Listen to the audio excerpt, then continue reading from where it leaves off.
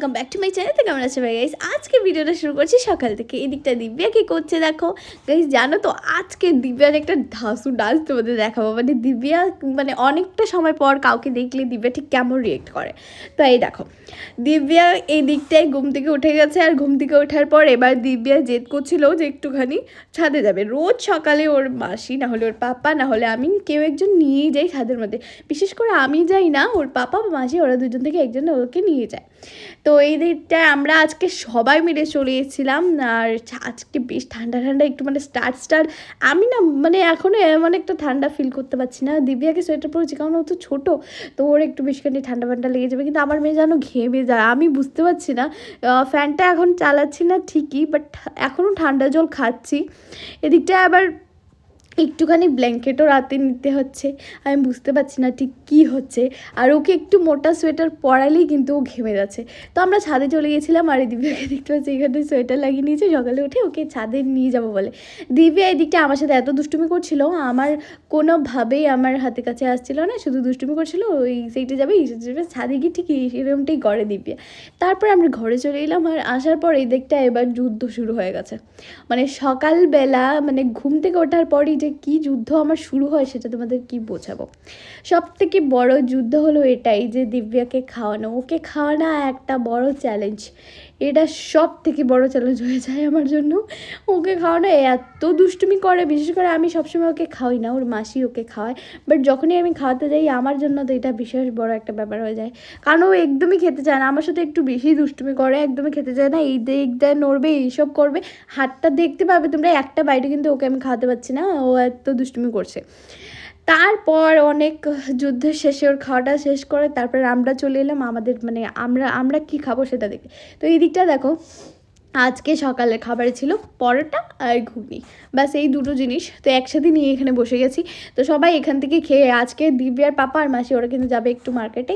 তো আমি কিন্তু ওরা আসার পরেই মার্কেট থেকে কাজ করতে পারবো, মানে রান্নাটা বান্না করতে পারবো। তারপর ওরা আসার পর রান্নাবান্না হবে, ততক্ষণ আমি দিব্যার স্নান টান সব কিছু কমপ্লিট করে নিচ্ছি। চলো। তো জানো তো গাইস, দিব্যার স্কিনটা এমনিতে অনেক ড্রাই হয়ে ওঠে, আর এই শীতকালে এই ড্রাই স্কিনের ইস্যুটা অনেক বেঁধে যায়। এইটা সত্যি একটা চ্যালেঞ্জ হয়ে আসে প্রতি বছর, তাই ওর লালন পালন আমার বিশেষ করে একটু বেশি করতে হয় শীতকালে। তো আজ আমি তোমাদের সাথে শেয়ার করবো দিব্যার পোস্ট বা স্কিন কেয়ার রুটিন, যেটা ওর স্কিনকে এই ঠান্ডাকালে ড্রাই হতে আটকাতে আমার অনেক সাহায্য করে। ওর স্নানের পরে ওকে আমি এইভাবে টাওয়াল দিয়ে জড়িয়ে নিয়ে হালকা হাতে ওকে প্যাট প্যাট করে ওর শুকাই পুরো শরীরটা। অনেকে দেখেছি বেবিকে জোরে জোরে রাব করে শুকিয়ে তারপরে, এটা কিন্তু বেবিদের স্কিনের ছাপ পড়ে আর ড্রাইয়ের ইস্যুটা আরও বেশি বেড়ে ওঠে। আমি এই ভুলটা করেছিলাম আগে, তাই নিজের এক্সপিরিয়েন্সটা শেয়ার করতে পারছি। তারপর ওকে হালকা হাতে শুকানোর পর কাজ যেটা আমি করি সেটা হচ্ছে ওকে জনসন্স বেবি ক্রিম লাগাই, ওর শরীর ময়শ্চারাইজ বেঁধে রাখতে। বেবি ক্রিমটা লাগানোর সঠিক টাইমটা হচ্ছে যখন ওর গাটা হালকা হালকা ভেজা থাকে। আর আমি আগে বলেছি যে এই ক্রিমটা লাগানোর কারণ হচ্ছে জনসন্স বেবি ক্রিমটা সেফ ইনগ্রেডিয়েন্টস দিয়ে তৈরি করা হয়।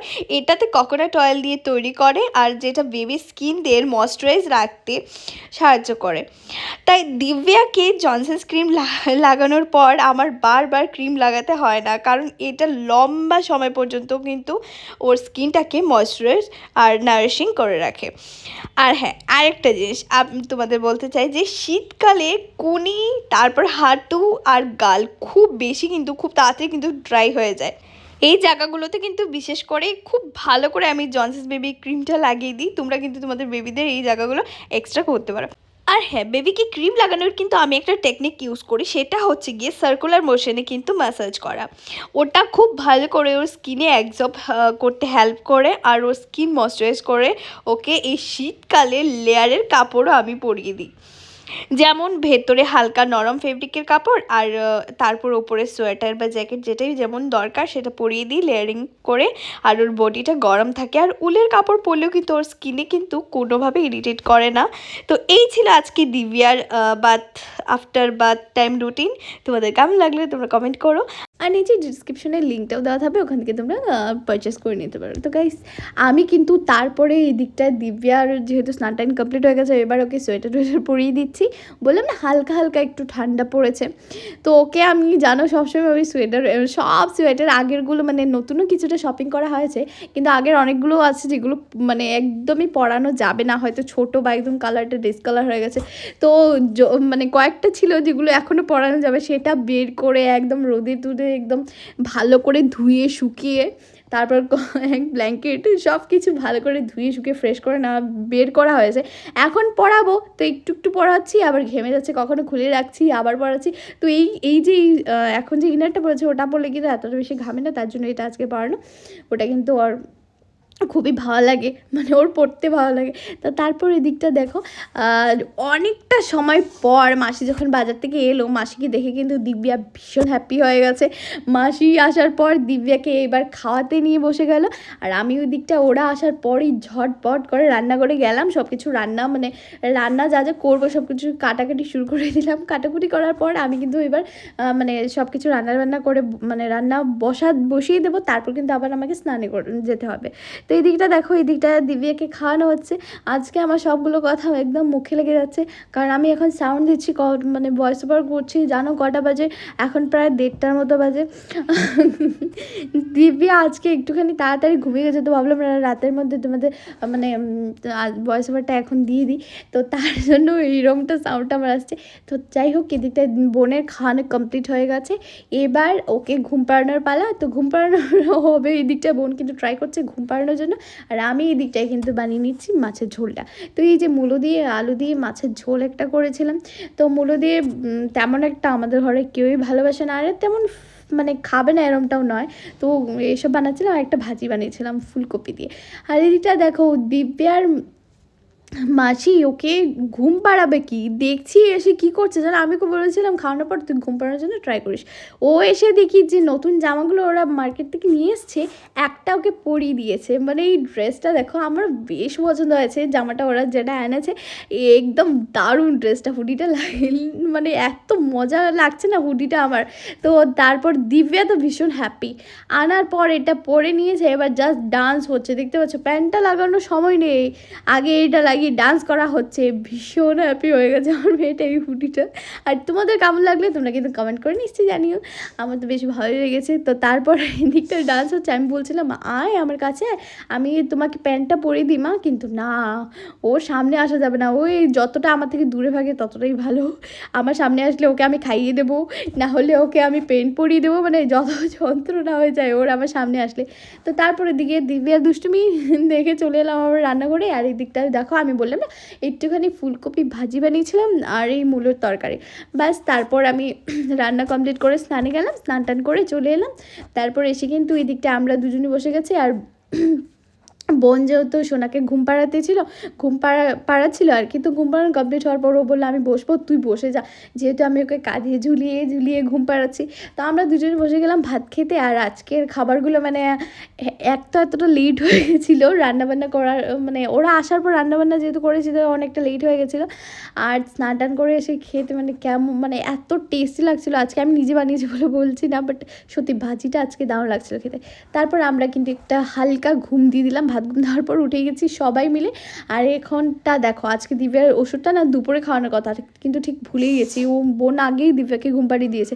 তো তারপর এদিকটা দেখো আমি এখন দিব্যাকে ওষুধটা খাইয়ে দিচ্ছি।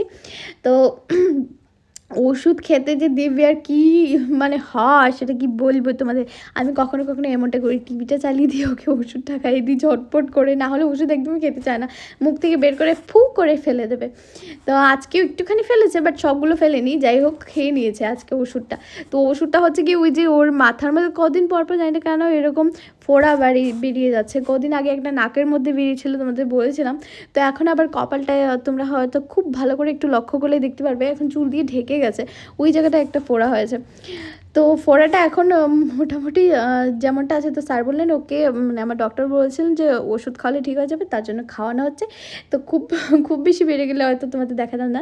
যাই হোক, তারপর আমরা সন্ধ্যের জন্য বানিয়ে নিলাম এখানটায়। আজকে পরোটা খেতে খুব ইচ্ছে করছিল, তো আমি হোমমেড পরোটা বানিয়ে ফেলেছি আমার ঘরে, যেমনটা আমি পারি তেমনটা বানিয়ে নিয়েছি। আর এবার কিন্তু ঝটপট করে এতটা এক্সাইটমেন্ট পরোটা দিয়ে চা খাওয়ার জন্য। তা সকালে যেহেতু খেয়েছি, আমার মনে হচ্ছে সন্ধ্যাবেলায় আমি খেয়ে নিই আবার। আমার খুব ভালো লেগেছে সকালে খেয়ে, বাট সন্ধ্যাবেলার তরকারি নয়, চায়ের সাথে পরোটা, সেটা আমার আরও বেশি ভালো লাগে। আর একটুখানি জেম নিয়ে নিয়েছিলাম, সেটা দিয়ে খেতে তো আরও দারুণ লাগছিলো।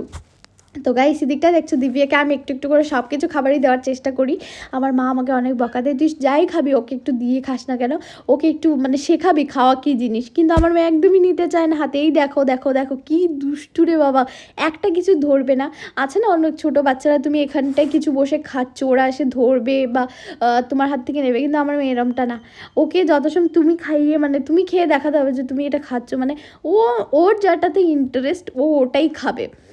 ও ভুজিয়া খাবে, চিপস খাবে, ওসব খাবে, বাট এই যে ভাত রুটি এসব কিছু ও খাবে না।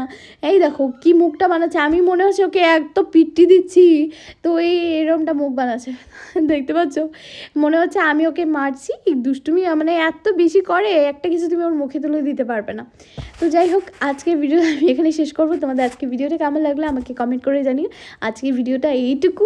তারপর আমরা সন্ধ্যার চাটা খেয়ে আবার কিন্তু রাতের কাজে লেগে যেতে হবে, মানে রান্না করতে হবে। টাটা গাইস, সবাইকে অনেক ভালোবাসা। Bye guys, love you.